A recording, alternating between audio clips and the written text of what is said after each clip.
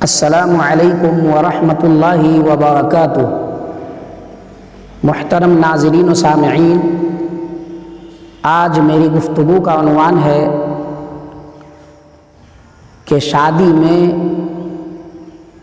जहेज़ और तिलक की शरई हैसियत। रसूलुल्लाह सल्लल्लाहु अलैहि वसल्लम फरमाते हैं, जिसका मफ़हूम ये है कि निकाह को आसान करो और ज़िना को दुश्वार करो। तो दौरे सहाबा में और खैरुल कुरून में तो इस पर अमल होता रहा,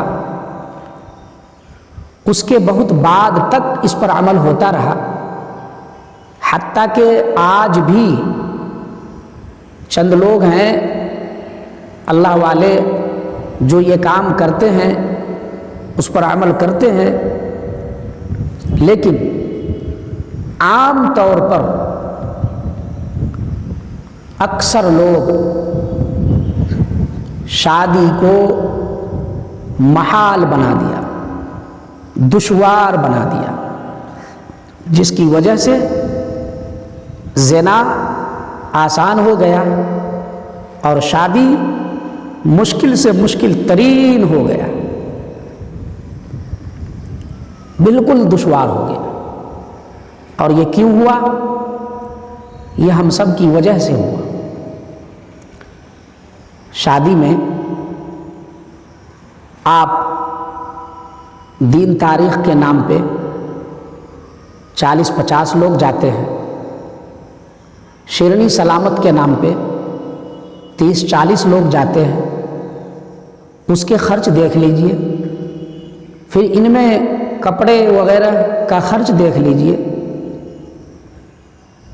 एक शादी का खर्च तो इसी सब में हो जाता है। फिर 200-250 बारात आती है, उसके इंतज़ामात को देख लीजिए। फिर उतना ही नहीं, गांव के भी 250-300 लोग रहते हैं। यहाँ तक कि बाज़ शादियों में तो 1000-1200 तक आदमी रहता है, बारात और लोग दूसरे लोग मिला करके।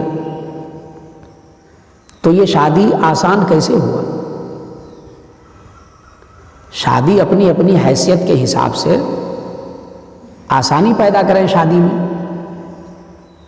आज क्या होता है, शादी लगी, रिश्ता लगा और डिमांड होता है कि हम 2 लाख 4 लाख रुपया लेंगे, गाड़ी लेंगे, इसलिए कि हमारी हैसियत है। भाई तुम्हारी क्या हैसियत है? जब तुम सवाल कर दिए, तुम हाथ फैला दिए, तुम भीख मांग लिए लड़की वाले से, तो तुम्हारी हैसियत क्या रही?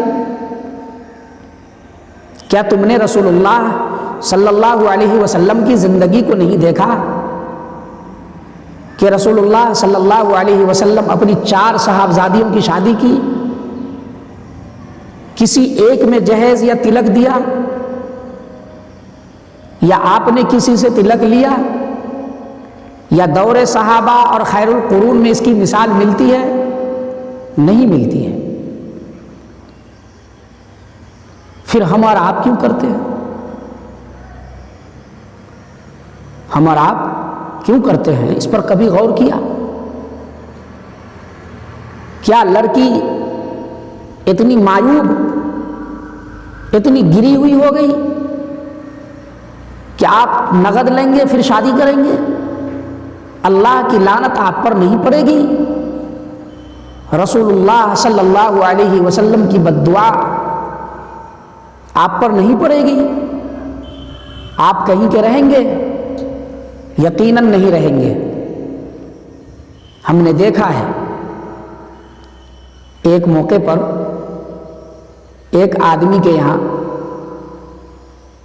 कई साल पहले निकाह हुआ, पर रुखसती नहीं हुई थी, और निकाह के वक्त ये बात तय हुई थी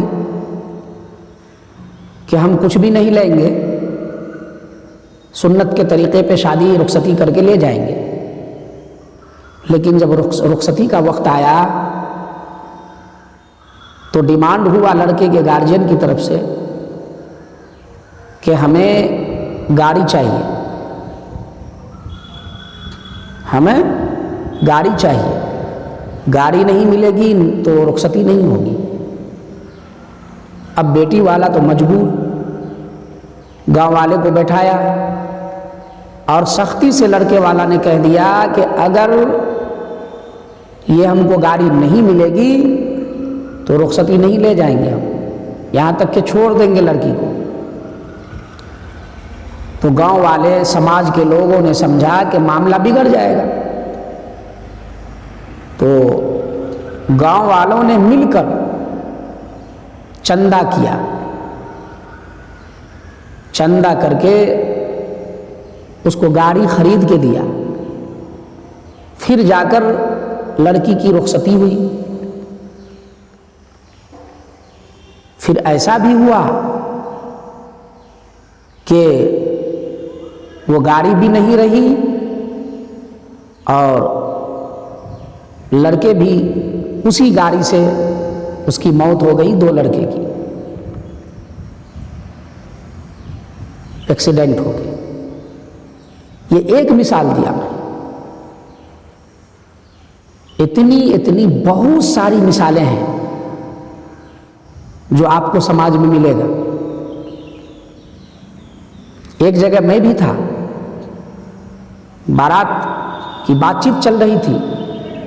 पहले कहा गया हम कुछ भी नहीं लेंगे, और जब दिन तारीख लेने की वक्त आया तो उस मौके से जो है, उस मौके पे लड़का का जो बाप था उसने कहा कि हमें 1.5 लाख रुपया लोग देने के लिए आ रहा है, इसलिए आप अगर 1.5 लाख रुपया देंगे तो आपके यहाँ शादी होगी हमारे बेटे की, नहीं देंगे शादी नहीं होगी।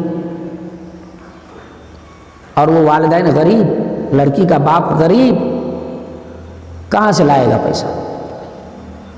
अच्छा खासा इज्जतदार आदमी, लेकिन उसको पैसा नहीं, गरीब। अब गांव वालों ने मिलकर उसके लिए चंदा किया। कैसा लग रहा होगा बेटी वाले को कि आज तक हमने किसी के आगे हाथ नहीं फैलाया और आज हमारे लिए चंदे किए जा रहे हैं गांव में। कितनी बेइज्जती की बात है। और ऐसे ऐसे बहुत सारे मौके आते रहते हैं। एक मर्तबा एक अखबार में आया कि एक लड़का था, उसका रिश्ता लगा और बिल्कुल सही तौर पे लगा कि कुछ भी नहीं लेंगे, लेकिन निकाह से पहले उसका डिमांड हुआ कि हम चांदी की सोने की अंगूठी लेंगे, एक गाड़ी लेंगे और इसके अलावा फ्रीज, वॉशिंग मशीन वगैरह का डिमांड। इसके अलावा 1 कट्ठा ज़मीन, ये अगर मुझे देगा लड़की का बाप तब तो मैं निकाह करूंगा, नहीं तो नहीं करूंगा। तो हालांकि वो रिश्ता 1 साल से ज़्यादा से लगा हुआ था, सिर्फ निकाह नहीं हुआ था। लड़की वाले के यहाँ से खूब तोहफे भी जाते थे और शौक से खाता भी था वो। सारी औरतें उसके घर की आकर के कपड़े भी पहन के शौक से जाती थी। लेकिन जब डिमांड का वक्त आया निकाह से पहले, तो डिमांड किया, लेकिन लड़की वाले के पास वो हैसियत नहीं थी। वो रो दिया, उसी मजलिस में रोया और समाज के बीच में रोया। जो कभी नहीं रोया था वो उस दिन रोया, वो मर्द, और रिश्ता खत्म हो गया। उसके पास, बेचारे के पास उतनी हैसियत नहीं थी देने की। गांव वाले कहते रह गए कि कुछ तोड़ जोड़ कर लो, लेकिन लड़के वालों ने एक भी नहीं सुना, रिश्ता खत्म कर लिया। जिसका नतीजा ये हुआ कि उसी दिन जिस गाड़ी से वो लोग लड़की के यहाँ आए थे, दिन तारीख में